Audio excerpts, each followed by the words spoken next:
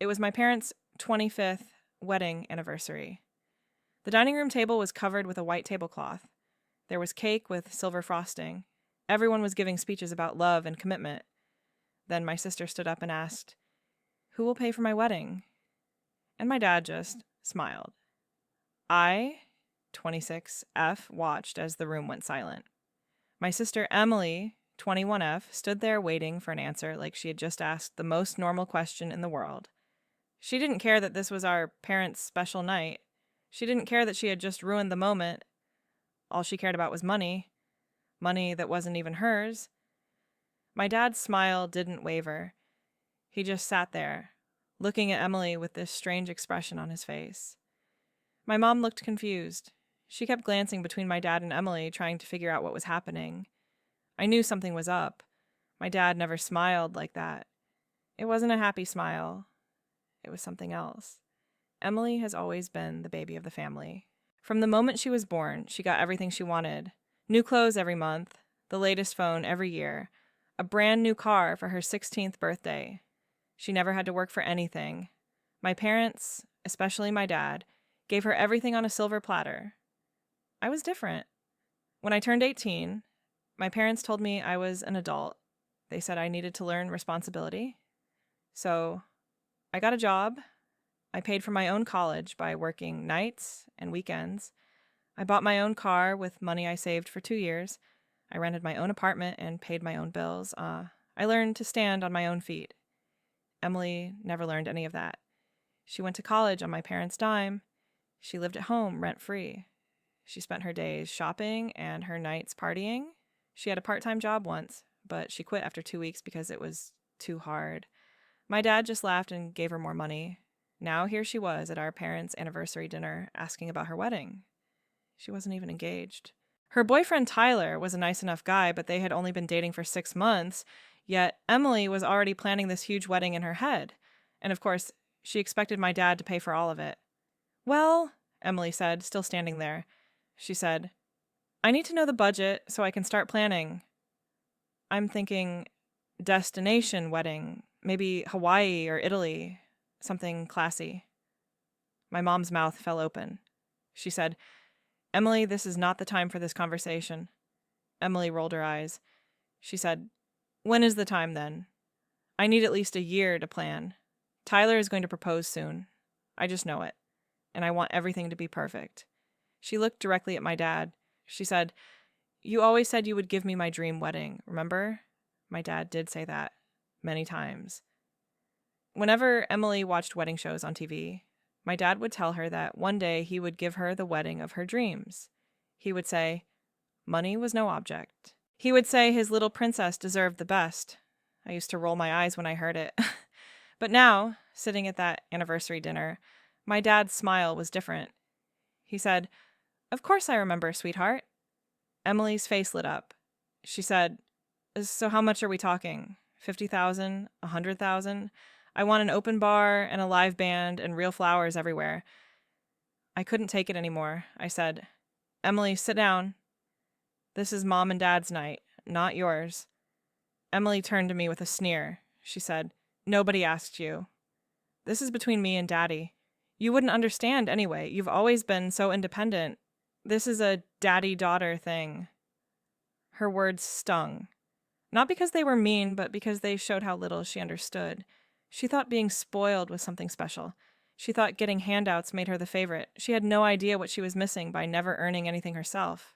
My mom tried again. She said, "Emily, please. We can discuss this tomorrow." But Emily wouldn't let it go. She said, "No, I want to know now.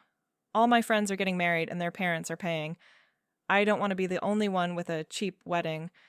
My dad stood up slowly. He said, "There's a lot of money set aside for your wedding." "A lot." Emily squealed with delight. She said, "I knew you wouldn't let me down, Daddy." "How much exactly?" My dad's smile got bigger. He said, "More than you can imagine." Emily started bouncing on her feet like a child. She said, "This is amazing. I can have the dress from that designer in New York, and we can fly all our friends to the destination, and the honeymoon can be a month-long cruise." She was already spending money that wasn't even in her hands yet. She turned to me with a smug look. She said, See? This is what family does for each other. They support each other. Maybe if you weren't so stubborn about doing everything yourself, you would understand. I just shook my head. She had no idea what was coming. The rest of the dinner was ruined. Emily couldn't stop talking about her imaginary wedding. She pulled out her phone and started showing us pictures of dresses that cost more than most people's cars. She talked about flower arrangements that would cost thousands. She mentioned photographers who charged $10,000 just to show up. My mom barely touched her anniversary cake. She kept looking at my dad with worry in her eyes. But my dad just kept smiling. He even encouraged Emily, asking her questions about what she wanted. He seemed genuinely interested in her plans. It was bizarre to watch. When dinner ended, Emily hugged my dad tight. She said, "You're the best daddy in the world. I love you so much." My dad hugged her back. He said, "I love you too, princess. Everything will work out exactly as it should."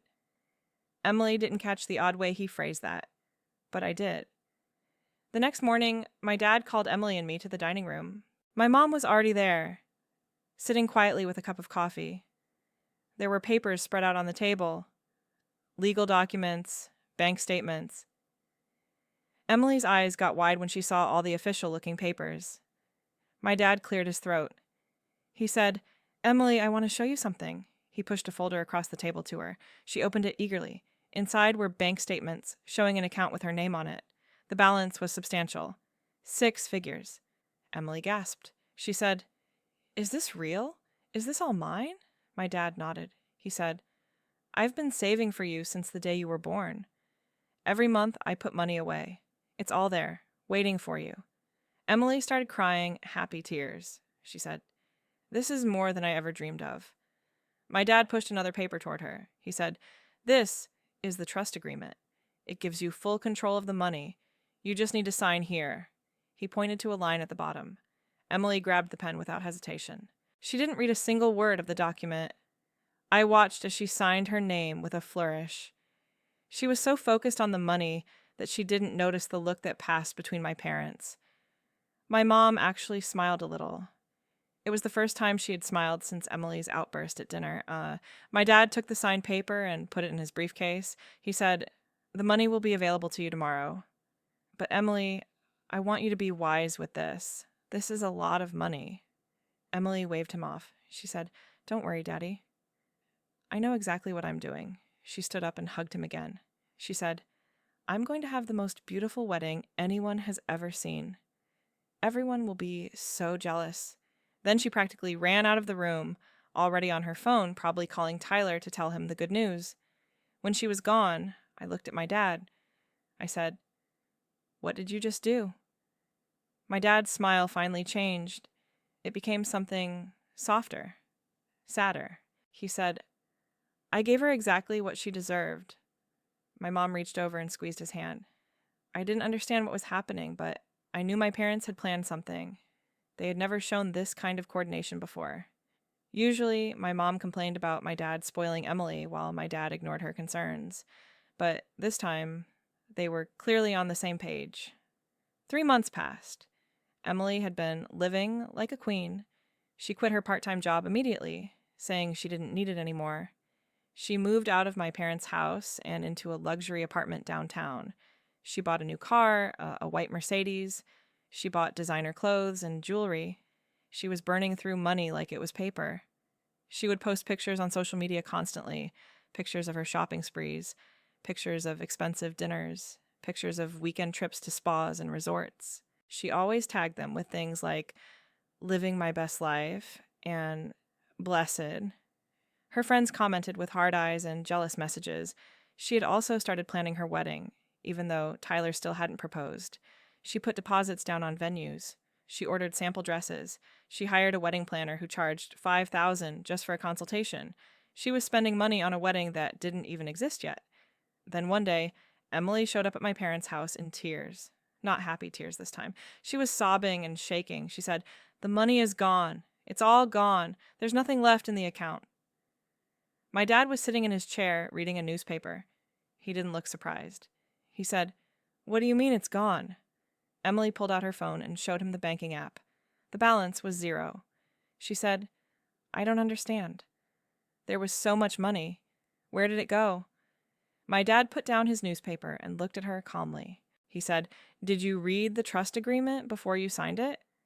Emily looked confused. She said, "No, why would I? You said it was mine." My dad pulled out a copy of the document from a drawer. He said, "Let me explain what you signed." He started reading from the document. The trust was indeed in Emily's name, but it came with conditions. The money wasn't just for her to spend however she wanted.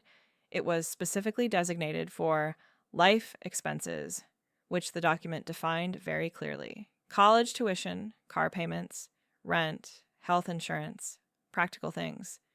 My dad explained that he had been paying these things for Emily her whole adult life. College tuition that she never knew about because she never saw the bills, car insurance and payments on her first car, health insurance premiums. All of it had been coming out of this trust fund for years without her knowledge.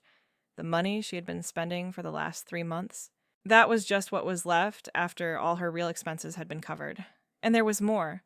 The trust had a provision that kicked in after 3 months. Any remaining money would be transferred to a locked account that Emily couldn't access until she was 35. Emily's face went white. She said, "You tricked me. You lied to me." My dad shook his head. He said, "I didn't lie. I told you there was money set aside for you. And there was. I've been saving for you since you were born, but I knew if I just gave it to you, you would waste it all." He continued, "So I set up this trust to protect you from yourself. The money you spent these last 3 months, that was your wedding fund. All of it. You chose to spend it on clothes and cars and trips instead of saving it for your wedding. That was your choice." Emily started screaming. She said, "You ruined everything. How am I supposed to pay for my wedding now?" My dad stayed calm. He said, "The same way your sister did everything. You work for it. You save. You learn the value of money." Emily turned to my mom for support, but my mom just nodded. She said, "We've spoiled you for too long, Emily. It's time you learned to take care of yourself." Emily looked like she had been slapped. She couldn't believe my mom was in on this too. She said, "But Tyler and I are getting married. He proposed last week. This was news to all of us." She pulled out her hand to show a modest ring. She said, "I already told everyone we're having a huge wedding. What am I supposed to tell them now?" My dad stood up and put his hand on her shoulder. He said, "You tell them the truth. That you need to save up for the wedding you want, or you have a smaller wedding you can afford. Those are your choices." Emily shook his hand off. She said, "I hate you. I hate both of you." She stormed out of the house, slamming the door behind her. My parents sat back down, looking tired but resolved. My mom said, "She needed this lesson." My dad nodded. He said, "I should have done it years ago." I found out later what happened to Emily after that day. The luxury apartment, she had to break the lease and move somewhere cheaper. The Mercedes, she had to sell it to pay off the loan she had taken out for clothes and jewelry. The wedding planner, she had to cancel that contract and lose her deposit. Tyler, to his credit, stuck with her. He said he didn't care about a big wedding. He just wanted to marry her. But Emily was humiliated. She had bragged to everyone about her huge wedding fund. She had made fun of other people for having small weddings. Now she was the one who couldn't afford anything fancy. She had to get a real job. Not a part-time thing where she could call in sick whenever she felt like shopping. A real full-time job with responsibilities and deadlines. She had to learn to budget. She had to learn to save. She had to learn all the things I had learned years ago. The wedding, when it finally happened a year later, was small. It was in my parents' backyard with about 30 guests. Emily wore a simple dress she bought on sale. The food was homemade by family members. The flowers were from my mom's garden. It was nice, but it was nothing like what Emily had dreamed of. At the reception, my dad gave a speech. He said, "I'm proud of both my daughters. They've both learned the importance of hard work and responsibility." Emily's jaw clenched when he said that. She knew what he really meant. She had been forced to learn what I had chosen to learn. After the wedding, Emily and Tyler moved into a small apartment. They both worked full-time jobs. They cooked their own meals and did their own laundry. They lived like normal young adults, not like the princess and Prince Emily had imagined they would be. As Emily never forgave my parents for what they did. She stayed angry for years. She would bring it up at every family gathering, calling them liars and manipulators. But my parents never apologized. They knew they had done the right thing, even if it had hurt Emily's feelings. The trust fund money that got locked away, it's still sitting there, growing interest, waiting for Emily to turn 35. By then, my parents hope she will be mature enough to handle it wisely. But given how she still acts, I have my doubts. She still thinks the world owes her something. As for me, I gained a new respect for my parents that day. They had played the long game with Emily. They had let her think she was getting everything she wanted, only to teach her the hardest lesson of her life. It wasn't cruel, it was necessary. Sometimes the best thing you can do for someone is let them fail. My dad's smile at that anniversary dinner makes sense now. He wasn't happy about what was coming. He was satisfied that finally, after 21 years of spoiling Emily, he was going to give her what she really needed. Not money, not a fancy wedding, but a dose of reality. The anniversary dinner that Emily ruined became legendary in our family, not because of her selfish question, but because of what came after. It was the day my parents finally stopped enabling Emily. It was the day they chose tough love over easy money. It was the day Emily learned that asking, "Who will pay for my wedding?" was the wrong question. The right question would have been, "How can I earn my wedding?" But Emily never thought to ask that. She had been taught her whole life that everything would be handed to her. My parents had created that expectation, and they were the ones who finally shattered it. I still remember the look on Emily's face when she realized the money was gone. It was like watching a child learn that Santa Claus isn't real. The magic was gone. The fantasy was over. She had to face the real world for the first time in her life, and she was completely unprepared for it. My dad later told me that he had been planning this for years. He knew Emily would never learn responsibility as long as he kept bailing her out. So he created this elaborate trap. He let her hang herself with her own greed and impatience. It was brilliant in its simplicity. He also told me that the hardest part was watching Emily struggle afterward. He wanted to help her, to give her money when she was desperate, but my mom kept him strong. She reminded him that Emily needed to learn these lessons the hard way, or she would never learn them at all. The wedding fund that Emily blew through in 3 months? It was about $80,000. She spent $80,000 on nothing. On clothes she would wear once, on trips she would forget, on things that didn't matter. And then she had nothing left for the one thing she claimed she wanted most. That's the real tragedy of Emily's story. She had everything she needed for her dream wedding. It was right there in her hands, but she was so used to getting more that she couldn't see what she had. She couldn't save. She couldn't plan. She could only spend. Tyler once told me that Emily still cries sometimes about the wedding she didn't get to have. She looks at her friends' wedding photos on social media and feels bitter. She thinks about what could have been if my parents hadn't tricked her. She doesn't see that she tricked herself. My parents' 25th anniversary was supposed to be about their love and commitment. Emily tried to make it about herself and her greed. But in the end, it became about something else entirely. It became about the day my parents finally taught their spoiled daughter a lesson she desperately needed. Looking back now, I realize my dad's smile wasn't just about Emily's upcoming downfall. It was about freedom.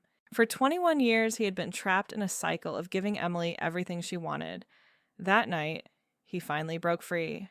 He finally did what he should have done years earlier. Emily still comes to family dinners sometimes. She still makes passive-aggressive comments about the trust fund. She still acts like she was the victim of some horrible conspiracy, but everyone else knows the truth. She was given every opportunity. She was given a fortune, and she threw it all away because she never learned the value of anything. My dad doesn't smile that strange smile anymore. He doesn't need to. The lesson has been taught. The damage has been done. Emily is living a normal life now, whether she likes it or not. And maybe someday she'll realize that's not a punishment. It's just reality. The reality the rest of us have been living in all along. The story of my parents' anniversary and my sister's downfall has become a cautionary tale in our extended family. Cousins tell their children about Aunt Emily, who had it all and lost it. They use her as an example of what happens when you don't appreciate what you have, when you take everything for granted, when you think the world owes you everything. Emily hates being that cautionary tale. She hates that her failure has become a teaching moment for others. But that's what happens when you make a spectacle of yourself, when you interrupt your parents' anniversary to demand money for a wedding that doesn't exist, when you sign documents without reading them because you're blinded by greed. The trust fund still sits there, locked away, growing every year. Emily will get it when she's 35. That's still 8 years away. By then, she'll have been working for over a decade. She'll understand what it means to earn money. Maybe she'll use it wisely. Maybe she'll have learned her lesson. Or maybe she'll blow through it again. Only time will tell. But one thing is certain. She'll never get another chance like the one she wasted. My parents made sure of that. They gave her one shot at easy money, and she failed spectacularly. Now she has to live with the consequences of her choices, just like the rest of us do every single day. That's the real revenge my dad served that night with his smile. Not the loss of money, not the small wedding, but the brutal introduction to real life that Emily had avoided for 21 years. And unlike money, that's a lesson that can't be taken back or refunded. It's permanent, it's harsh, and it was absolutely necessary.